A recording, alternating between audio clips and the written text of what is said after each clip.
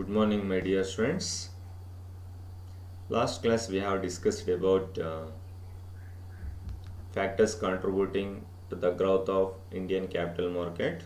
See, in this is class number 3. In this class, I am going to explain about the topic called functions of capital market. See here, capital market plays an important role in mobilizing resources and diverting them in productive channels. See here, that means capital market means, do you know what it consists of? Primary market, secondary market or stock market, banks, non-banking companies. So all we will discuss what are the components of capital market, or what are the players in capital market. We will discuss in next class.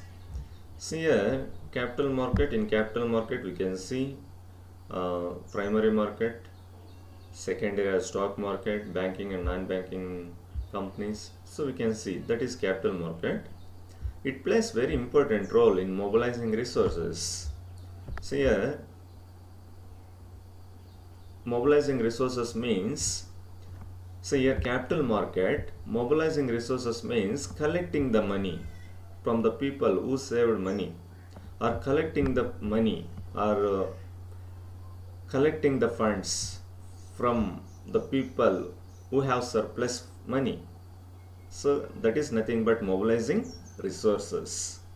Capital market, mobilizing resources, that means collecting funds and diverting them in productive channels. Diverting them in productive channels means after collecting the money from people, so diverting them, that means channelizing such funds to productive channels, or giving that money, collected money, to the people who want to start a company, or who want to expand a business, or who want to do productive activities. So giving money to such kind of people. So in simple words, capital market, so its role is, its function is collecting money from people who have surplus money and give that money to the people who are in need of money. So that is main role or function of capital market. In this way, it facilitates and promotes the process of economic growth in the country. That means, so here capital market, with the help of capital market, so here new companies establishment is possible, business expansion is possible, and productive activities are possible with the help of capital market. So that is nothing but the overall development of industry is possible with the help of capital market, isn't it? With the help of capital market, overall development of the economies, overall development of industries is possible. When the economic growth of the country is depends on the growth and development of industries. See here, so with the help of capital markets, industrial development is possible. With the development of industries, so economic growth is possible in the country, isn't it? Next, functions of capital market. See here, capital market creates a link between savers and investors. Do you know who are savers? The people who saved money, the people who have surplus money. Those people are called as savers. Investors means the people who want to start a company, the people who want to expand a business, the people who want to do productive activities. They are called investors, isn't it? Companies. So savers means people like us. Investors means companies. See here, capital market creating a link between money savers and investors. That means, see here, capital market collecting money from the people who saved money, that is nothing but savers, collecting money from savers and give that money to investors. So capital, it is the function of capital market, collecting money from savers and give that money to investors. This is the function of capital market. So here capital market, so transferring money from wasteful areas to productive areas. Wasteful areas means if we have surplus money, there is no use of it, isn't it? So here that is wasteful area. So because we have surplus money, idle money, so there is no use of such funds. That is wasteful area. So productive area means if suppose we gave that money to investors, they make use of such funds to productive activities or company establishment or business expansion, isn't it? That is productive purpose. So here capital market transferring money from wasteful areas to productive areas, or transferring money from surplus areas to deficit areas. Surplus areas means people have surplus money, that is surplus area. Transferring money from surplus area to deficit area. Deficit area means here the people they are in need of money. They're facing the problem of deficit of money, isn't it? So in this way, capital market.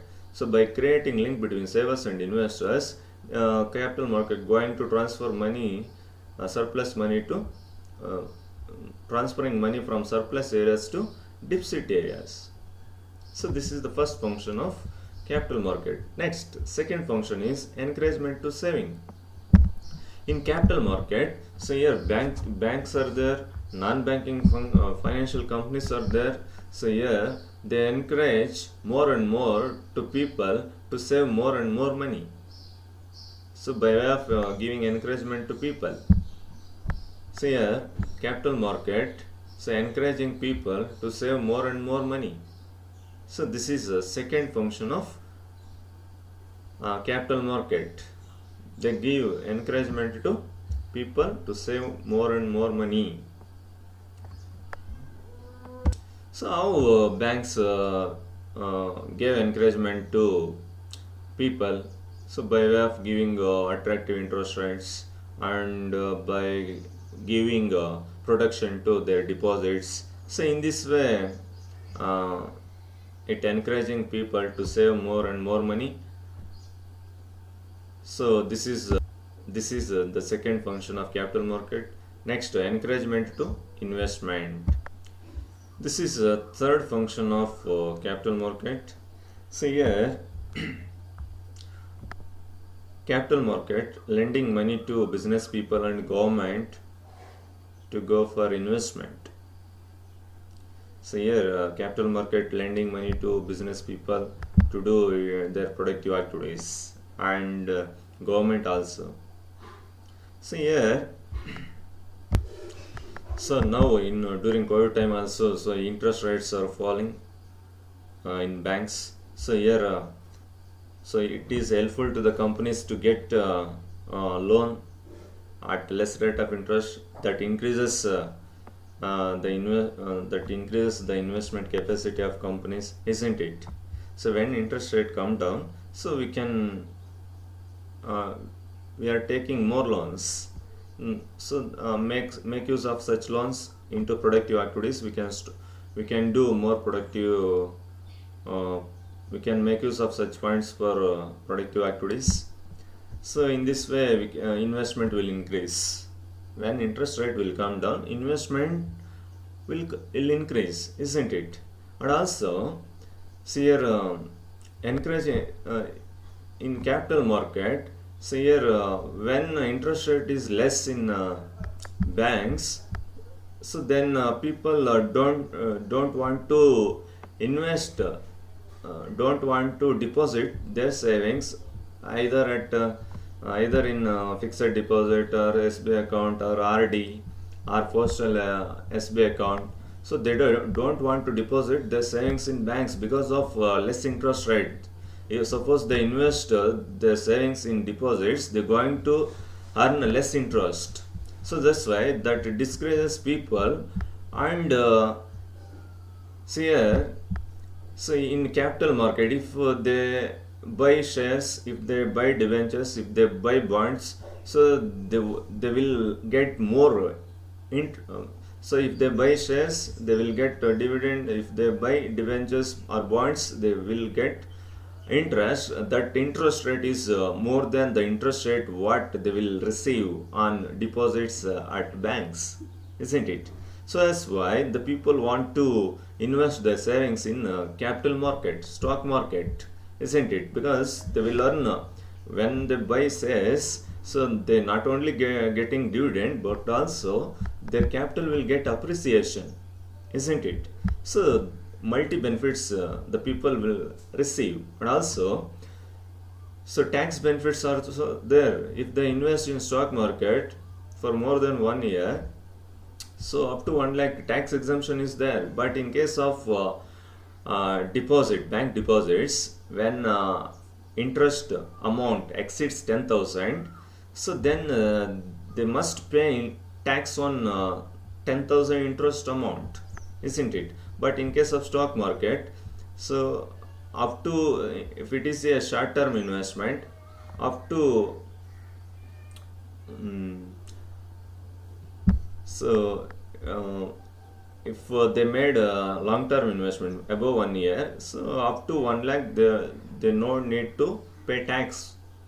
If they earn 1 lakh profit, so people don't want to pay tax. So if it is more than 1 lakh profit, so then they need to pay 10% tax on such profit. So that's why it is an so capital market encouraging the people to invest more and more on stock market, securities, debentures, bonds, because they will earn more profit than bank deposits or post office deposits. And then next function is promotes economic growth. See here, capital market, so allocate consciously, allocate properly the funds among different sectors according to the need of each and every sector in the economy. So when there is proper allocation have been made by capital market among different sectors, so here the different sectors development we can see overall sectoral development of the economy we can see, isn't it? So when overall sector development is possible, that is nothing but economic growth is possible. See here, some sectors are less developed, some sectors are developed, more developed. So which sector is less developed, so give concentration to such sector by allocating more funds. So which sector is important, which sector is backward, so giving more importance to such sector by way of allocating more funds, and which sector is developed, already developed, and which sector that sector have no importance, so here allocating less funds to that sector. So in this way proper allocation of funds is made, then overall sector development we can see that leads to the economic growth of the country is possible. So here capital market will do that function, it is also important. So next, stabilize in security prices. So capital market function is stabilizing. Stabilizing means maintaining or avoiding the price fluctuation in security prices like shares, debentures, bonds. So these are all capital market securities. So avoiding the price fluctuation in shares, debentures, bonds, that is the main function of capital market. So avoiding fluctuation and maintaining consistency in prices of shares, debentures, bonds in capital market. This is the function of capital market. Next, benefits to investors. So how capital market benefits to investors means capital market protecting the interests of investors, isn't it? So capital market protecting the interests of investors, because SEBI is there, Securities Exchange Board of India is there, it is there to protect the interests of investors, isn't it? It is the main function of capital market.